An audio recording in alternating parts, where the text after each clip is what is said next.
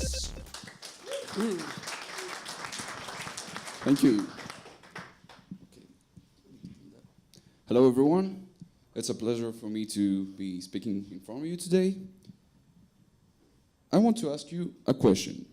What's the first thing that comes to your mind when you hear the word Nokia? Yeah.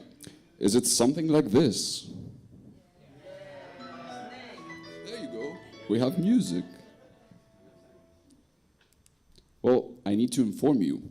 We don't just do cell phones anymore.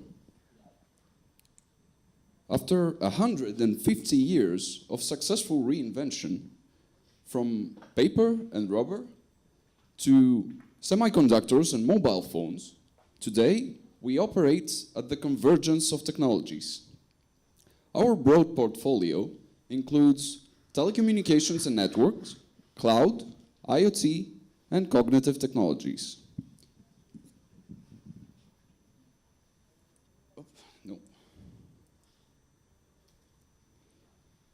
Nokia's vision is enabling the human possibilities of technology. We want to be the leaders that drive the fifth generation of telecommunications into 2020. In order for 5G to become a reality, we need to overcome the five-sided challenge of providing smart networks with maximum speeds, profitably, securely, and with minimum energy consumptions. So how can a multi-billion corporation prepare itself for the challenges ahead? Well, I can at least tell you what happened in Athens, one of the biggest sites of Nokia worldwide, with a headcount of more than 1,000 engineers and also my place of work. In Nokia, we have competence development streams that manage knowledge databases and learning management systems and organize trainings based on business needs. Driven by the 5G-ready business need, Padelis, our Athens competent development manager, had a vision to create a new way of learning. With that in mind, he defined a framework he called Soleil, it means sun in French, based on the self-organizing learning environment approach. He set specific rules and policies and support functions to ensure his vision was to be channeled through a formal process within the organization. In November of 2015, a call for interest was sent regarding a project that would consist of 3 phases and would provide deliverables in a free format in 4-week iterations. The project's mission was to generate 30 5G experts and 300 5G learners. I guess I'm staying too much in every slide. What? Oh, no, too fast. Okay. The call for interest was asking for designers, gamers, and game designers to participate in the creation of a 5G learning game. Game design was close to my heart since I had created an Android augmented reality escape game during my master's thesis. I also wanted to know more on 5G myself. Therefore, I decided to join the project team. During the first meetings, we had some great brainstorming on how we would bring more people into our project, how we could differentiate between 5G experts and learners, and what roles to assign to them. It was also during these meetings that I heard the term gamification for the first time. Between game enthusiasts, we quickly came into agreement. We were to use game mechanics to maximize engagement and participation. We were going to monitor user behavior and excessively use feedback mechanisms. We decided to name our project Ready4 Tomorrow, since we were preparing ourselves to undertake future work as engineers. The first phase of the game was to run during the summer of 2015 for 3 months.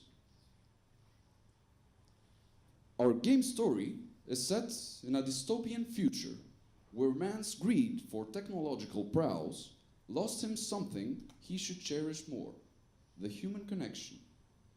Where all seemed to be lost, the oracles sent a few skilled engineers back into the present to rogue technology with the sole purpose of identifying true 5G communication and save the future. Basically, I have just introduced you to the two most important characters of our game. The oracles were our 5G experts-to-be. They got a few days off from daily work every month to focus on research and generated deliverables or learning objects for the rogues to follow. The oracles formed teams, or factions as we call them, based on different areas of 5G research. We assigned research mentors to the teams in order to help them during their quests. We also introduced the High Council, a team of engineers with relevant academic background that would evaluate the deliverables and award the best factions with coins. The rogues were free to follow any factions of their liking, and their goal was to study as many deliverables as possible to gain XP. In the end of the game, the faction with the highest amount of coins and the rogue with the highest XP total would be declared the winners. My team, we were the machinists. We acted as dungeon masters, ensuring the game flow was staying on course. The watchmen were our Soleil administrators that were overseeing the entire project, making sure it met its business objective. While our project design phase took a few months, we were eager to kick off the game. The plan was to have the oracles create the first deliverables and then launch the rogues into the game.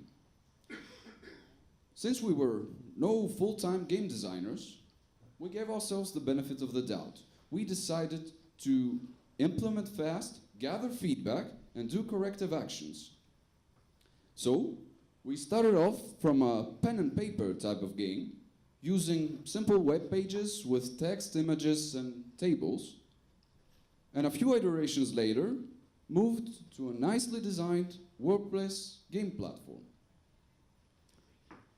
The administrators, after every iteration, had retrospective meetings with the oracles to discuss suggestions for improvement. One of them was to organize boost actions. We printed out pins with the factions' avatars and gave them to our players. Pins were a huge success among them.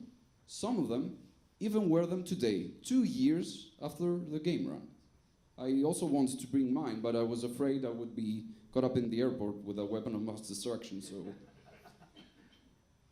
Another boost action was a 5G demo with robots to showcase the concept of network latency.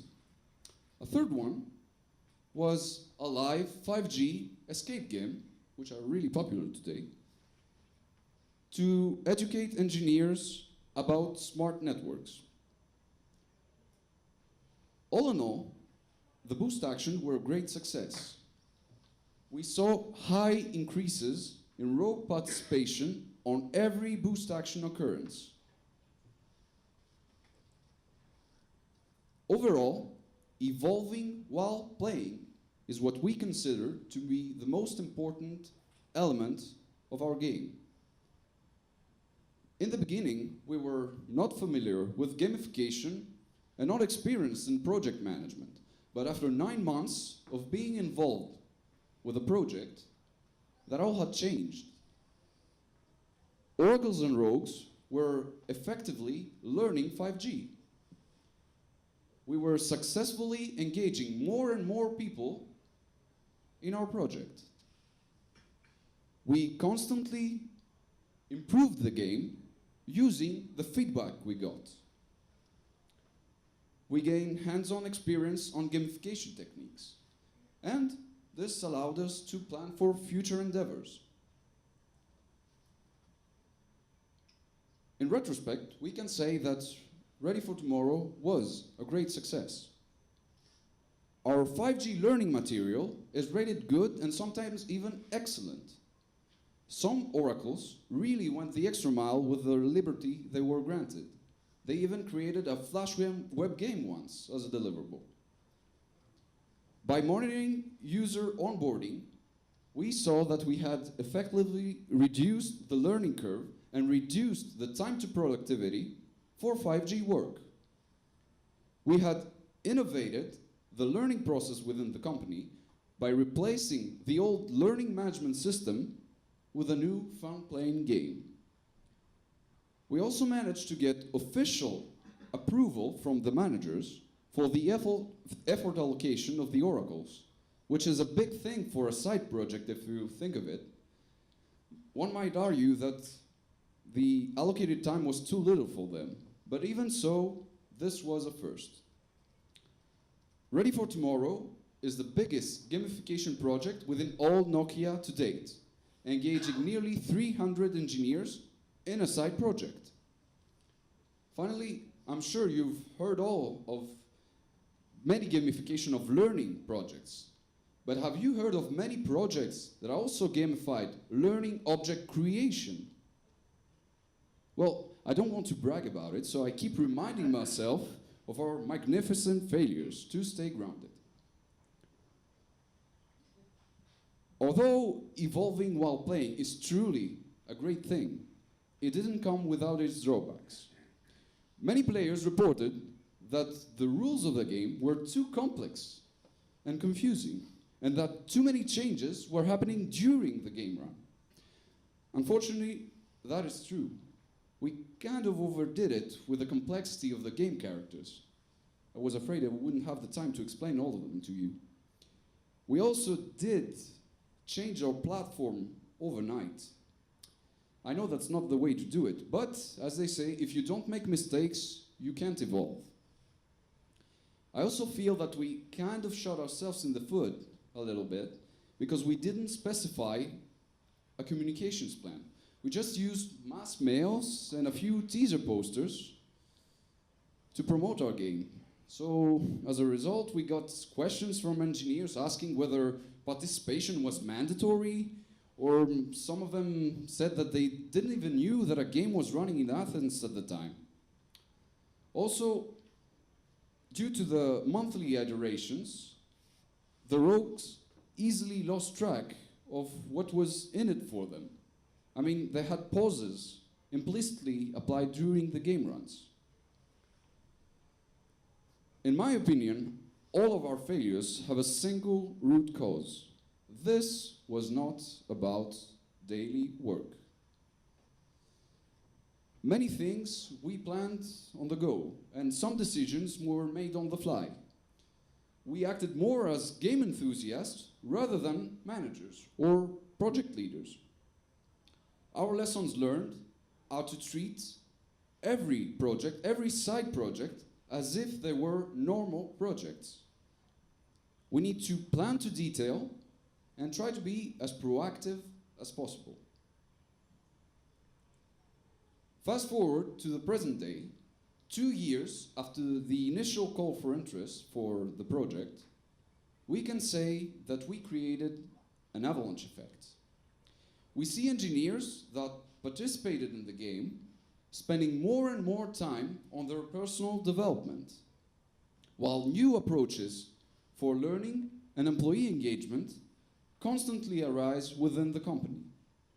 Our Machinist team, our gamification team, saw 8 other projects being brought to life. 2 of us even got certified in Octalysis Gamification, including yours truly. And a third one even wrote a gamification thesis for her MBA, and we're also pending a publication on them. The same manager that started it all recently approached our customer teams with the same concept, and right now we have another Ready4 Tomorrow game run between Nokia and Victus, a subsidiary of Vodafone, which is one of our biggest customers. Finally, we were proud to present our project in the Athens Gamification Meetup last year, giving our project some visibility outside the company. Our increasing love for gamification inspired us to create the Greek Gamification Network, the first online community for gamification enthusiasts in Greece. It is through this community that I had the pleasure to meet Vasilis. And basically, this is how I ended up in front of you today. Thank you very much.